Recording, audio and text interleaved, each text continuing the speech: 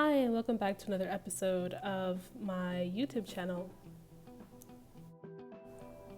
People always ask me what it was like to live in New York City, mostly over on Instagram because I share more of my life with that side of the internet. But this is going to be just a voiceover of me explaining my experience to you, what it was like to live in New York City, the magic, the sadness, how overwhelmed I was feeling sometimes, and overall just the truth, not bad, not good, but highs and lows, and sometimes just nothing. I often went on walks through my neighborhood. I lived in Brooklyn most of my time in New York City. This is a clip of just me walking through Flatbush, New York, or Flatbush, Brooklyn is where I lived for the last year while I was living in New York City. I loved Bushwick, I loved Flatbush, but my very favorite neighborhood I ever lived in was actually Prospect Heights.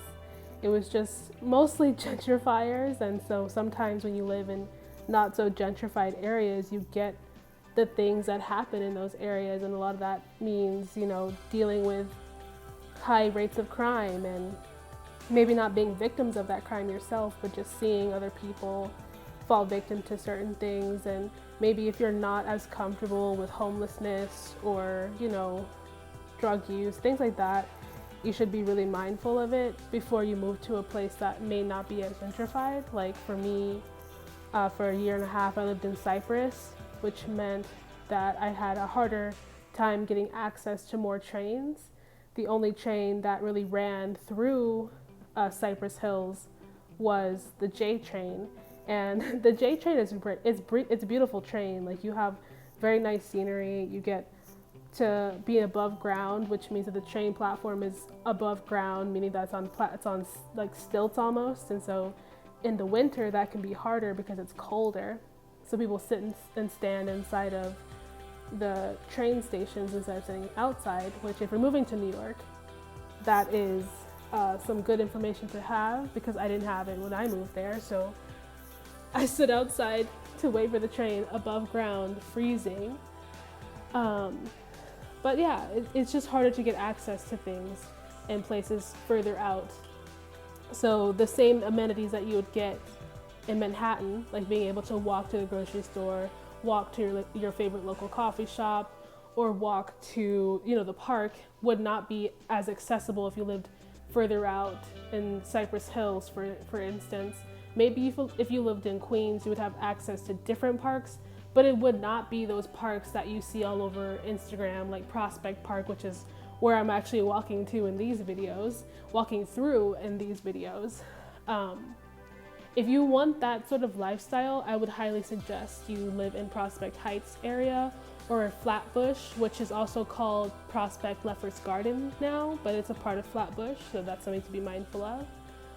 Flatbush is in the process of being gentrified, or was in the process of being gentrified when I was living there. So again, you still have to keep in mind some of those crime rates.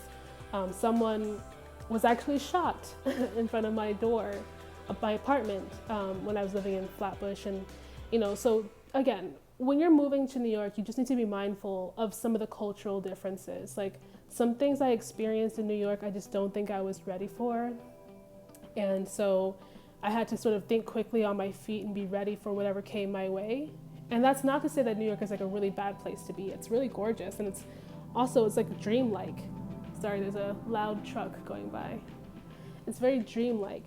You'll have really great days where you're like out having the best time with your friends, living your best life, and then you'll have those hard times that you inevitably fall on. You'll have no job.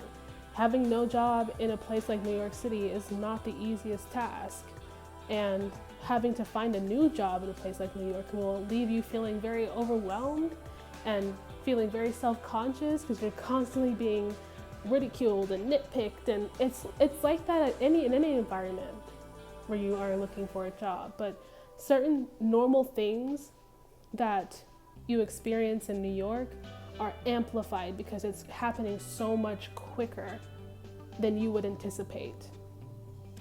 This is me walking near Prospect Park, actually in the Prospect Heights area.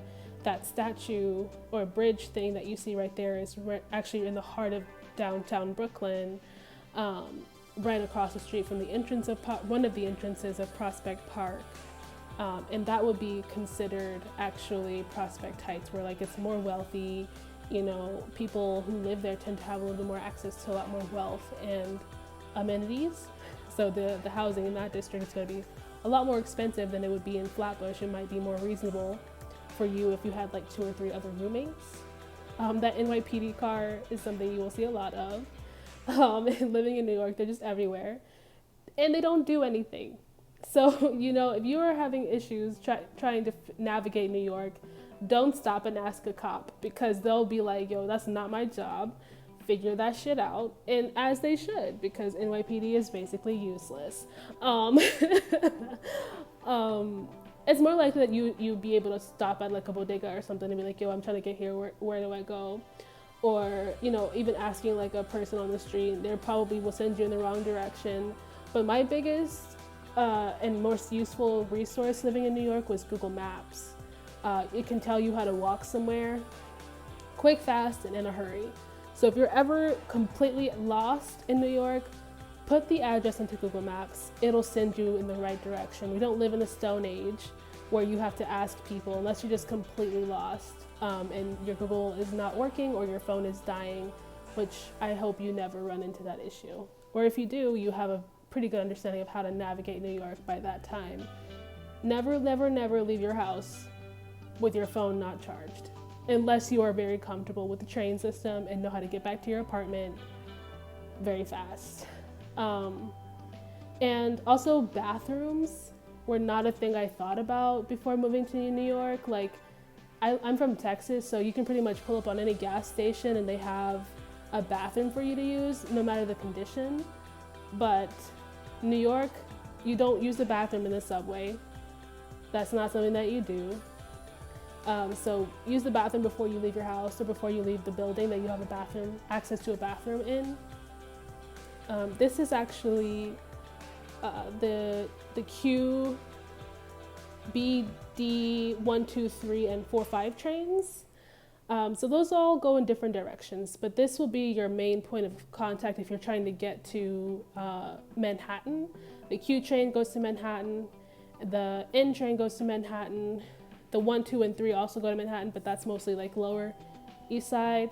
If you're trying to get through to upper Manhattan, you probably will need different trains than these. They only go so far. That might be like more like the F train. This is me getting more money on my MTA card. I thought that would be very helpful for you to use. When I first moved to New York, they didn't have the autofill option for you to put your phone on the little scanner. But that's actually pretty recent. So yeah, I just had an MTA card that I reloaded every now and then. And you can do the MTA app. You can upload money to your MTA app or just have your card access on there and then scan it on your way through the train. It'll just charge your card when you put your phone up, and that's easier to do. Here I'm at the platform for the 4-5, which went to my neighborhood in Flatbush. The 4-5 and 2-3 trains ran to my stop on Winthrop Avenue in Flatbush, so that was what I was doing here. These trains also access Manhattan, so these trains will take you all the way through Manhattan, actually, into the Bronx, I believe, or even at least through Harlem. I'm not 100% sure. This is a view of me on the Q train, which is another above ground train. So the 4-5 go underground, the Q goes above ground, so it's a really nice, sometimes, you know, sometimes they switch up the train routes and they just don't be going the way that you think they normally should go, and sometimes you're just like, where the fuck am I going? I have no idea. But the Q train usually goes above ground and you get a good view. So on days when I was just like not having the best day, I would take the Q train over the Brooklyn Bridge and it would just make my day a little bit more better, especially when the sun was out. Seasonal depression is a really big thing that I didn't really experience until I moved to New York. So it was really hard to deal with initially. But I've talked a lot in this video. I hope that it provided you with some guidance and some help as you prepared to move to New York City. I'm happy to take questions in the comments and make another video for you guys.